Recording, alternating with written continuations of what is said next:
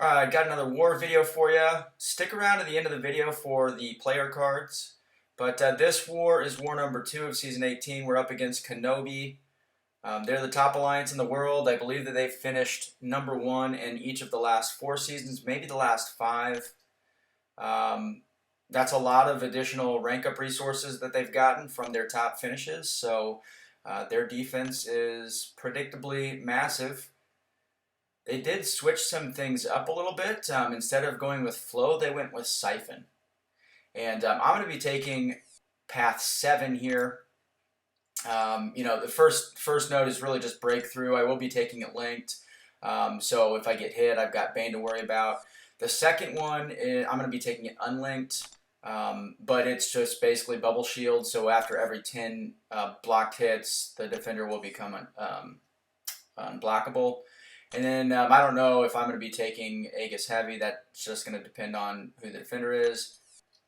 And then on this node, I've got Aspect of Evolution. I'll be taking both my Section 2 fights linked. And then it's also got Power Start 1, but it's not unblockable. And then this one is just Protection Shielding. Now, I did scout the map. I'm the person that does the assignments in BG3. So I did scout the map. And there was not a Nick Fury on there, so obviously I'm anticipating there will be a Nick Fury. I'm also thinking there's going to be an Elsa Bloodstone on path 7. Generally, I would try to send somebody with Quake on path 7. And I have Quake, and I'm fairly comfortable with her, but because of this big man thing, I needed to bring Rulk. And because it's a rank 3-man thing and the health boost on that node is so massive, I have to bring She-Hulk for the Red Hulk synergy. That can give him up to 20% additional attack when he's got 10 heat charges. So that is going to be my team. It's going to be Rulk, She-Hulk, and then I'm going to be bringing my R3 Unawakened Domino for the Elsa Bloodstone and Nick Fury. And yeah, I mean that's basically it. Obviously, we do have backup. I'll have a backup available in case I run into a fight that I just can't do with either of those 2 primary attackers. But based on the map and stuff, I don't anticipate running into anything else. Annihilus, for example, is elsewhere. Magic is elsewhere. Mojo is elsewhere, and we assume that KenOB would not be duplicating defenders. So here I'm going to boost up a little bit. And I scouted this fight using Scatter Lens, and it is long shot. So the thing about long shot is obviously they place with maximum Mystic Dispersion. But long shot also gains a little bit of power naturally from his abilities. So even if he didn't have Mystic Dispersion at all, he would still gain some power. I believe when he converts one of your karmas, or maybe when he creates karmas, I don't really know. But you can see here, I mean, his power just shot up. I could have backed off, but I was like mid-combo, and I kind of panicked. So I went for it. I threw the L1, hoping and praying that it would kill him. It did not. This is just a 565, so I'm hoping at this point that I survive. I kind of do, but the stun on the L3, it's just too much. Plus, I had Bane damage. So one of the interesting things, I placed defense with Max Limber, and I believe that had I left Max Limber on for attack, going into that fight, that I probably would have survived that fight. I still would have obviously been at very low health, but I mean that would have reduced that stun on the L3 significantly. So I thought that this node was going to be Elsa Bloodstone because she was nowhere else on the map. It turned out that it was actually Night Thrasher. So, I mean, this is going to be a super easy fight. I've actually got it sped up to 2x speed because there's really nothing to it. The reason, obviously, that somebody is going to place Night Thrasher is because he cannot be quaked. His mediums cannot be evaded at all, so you can't quake him. But anyway, that fight went well. Now, this fight is scouted it. It's going to be a Clairvoyant. Now, again, they don't have flow, so I really don't have to worry about that. What I am worried about, though, however, is Mystic Dispersion, because that has cost me 2 deaths this season already. Obviously, could have played better in both of the fights that I died, but Mystic Dispersion really is what threw me off in those fights, and just the extra power. Now, I removed Dexterity in this fight because I was so concerned about Mystic Dispersion. So when she throws her specials, I just have to remember to block. And I'm taking a fair amount of block damage, and then obviously the bleeds on her L1 are, you know, they're not too bad, but at the end of that fight, if you guys noticed, I was able to finish on an L2, so I gained that little burst of regeneration, which is nice. I think it's 6%. Here is the Nick Fury that I was anticipating. This fight really is not going to be too difficult. I'm just going to parry heavy until he goes into real Nick mode.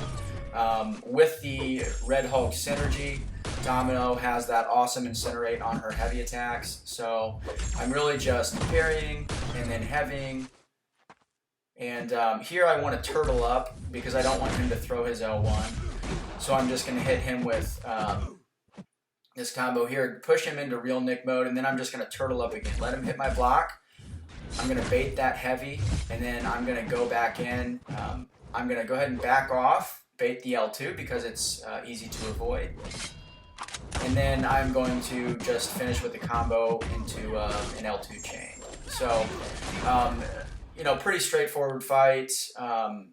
I always like to have a mutant attacker on the team of whoever I send on Path 7 just because of Furies and especially Elsa Bloodstone if somebody tries to get sneaky and plays with Suicide. So, alright. Here I am going to be taking Doctor Strange on Counter Tactics. After that I'm going to be taking Sim Supreme on the Mini Island Counter Tactics node. This fight really, you know, I don't know, it's kind of straightforward. I think if I played it optimally, because it's also got kinetic transference, so every time he hits my block, he's gaining a little bit of power. I think actually before even going into this fight, I was planning on backing up during his armor phase so that I could deal maximum damage without giving him counter tactics combo, you know, extra damage. So now here, I honestly got really lucky. If he had crit on the L2, it's very possible that I would have died a second time this war. And that mostly is just instinct. I just try to avoid the L2 on instinct, and I just mistimed it, so I got lucky there. This fight I think is definitely easier overall than the Doctor Strange fight because there is no kinetic transference. He is stun immune, but that's not really a huge deal. In some ways it actually kind of benefits Rogue because on blocked attacks from Mystics, he can gain a heat charge, which is nice.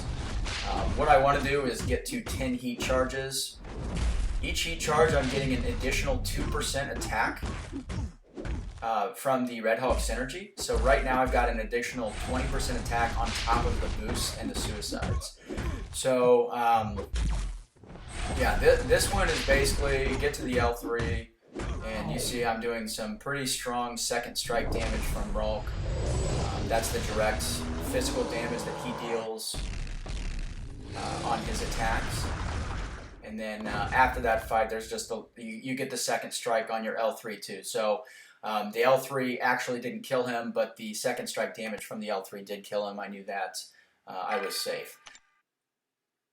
And so here, obviously healing up for Man-Thing. You can see there's a green glow around my Red Hulk because I actually put some signature stones into him after I had entered war. So anytime you make an adjustment to a champ after you've entered war, it'll have that kind of green glow to it. Fun but useless back there. This fight, man, this Man-Thing with the boss node has 550,000 health. Look at that health. Absolutely ludicrous. Just, I mean, completely ridiculous amount of health. As you guys can see here, I am maximum boosted. I need all the additional attack I can get. I do have an invulnerability boost because I know going into this fight that I really do not have time to bait specials if he's not willingly throwing specials. I've taken this fight several times before with Rolk against 565 or rank 2 6-star Man-Thing. and I usually finish between 2 minutes and 20 seconds, and I think my slowest one was like 2 minutes and 40 seconds.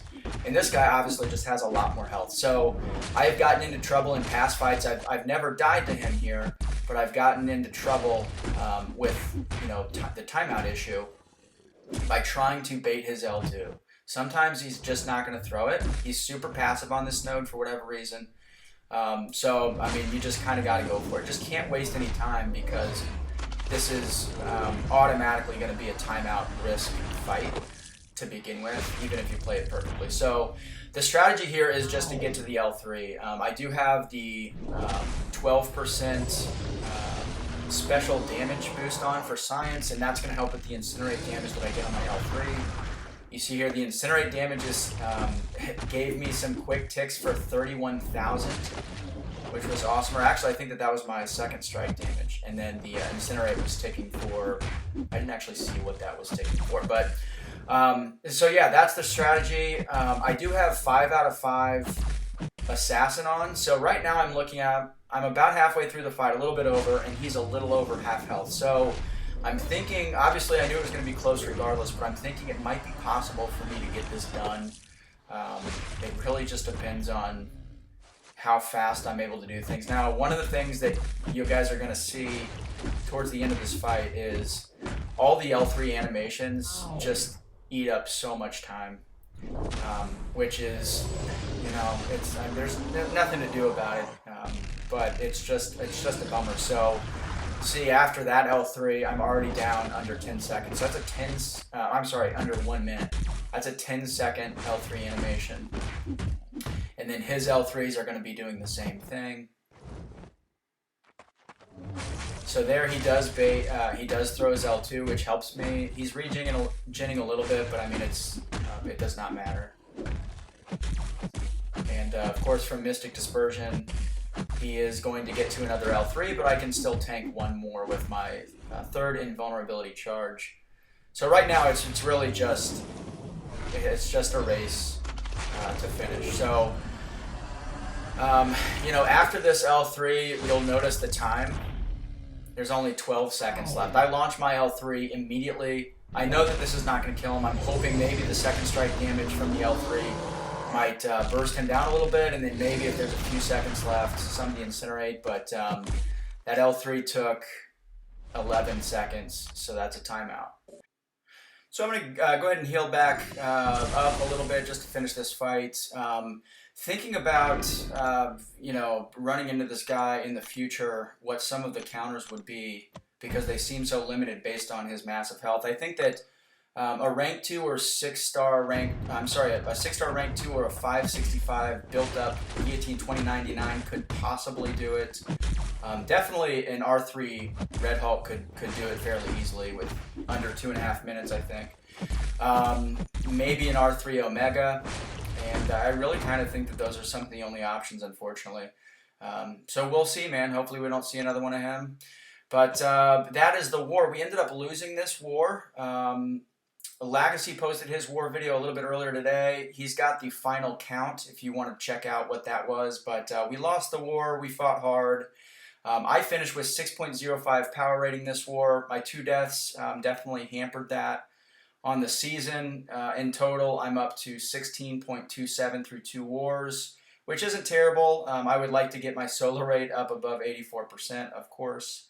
But I have had some tough fights, as you guys can see. My little competition with dreamin, you can kind of see what our scoreboard is. He's 3rd in the Alliance overall. I'm 6th in the Alliance overall, but he's 3 deaths ahead of me. So that's certainly the stat profile you'd prefer to mine. And then here we've got Brett King as the silver card winner. OPM One Punch Man won the gold card. And our legend is Brian Grant, the one and only bald maestro. Hope you guys enjoyed the video.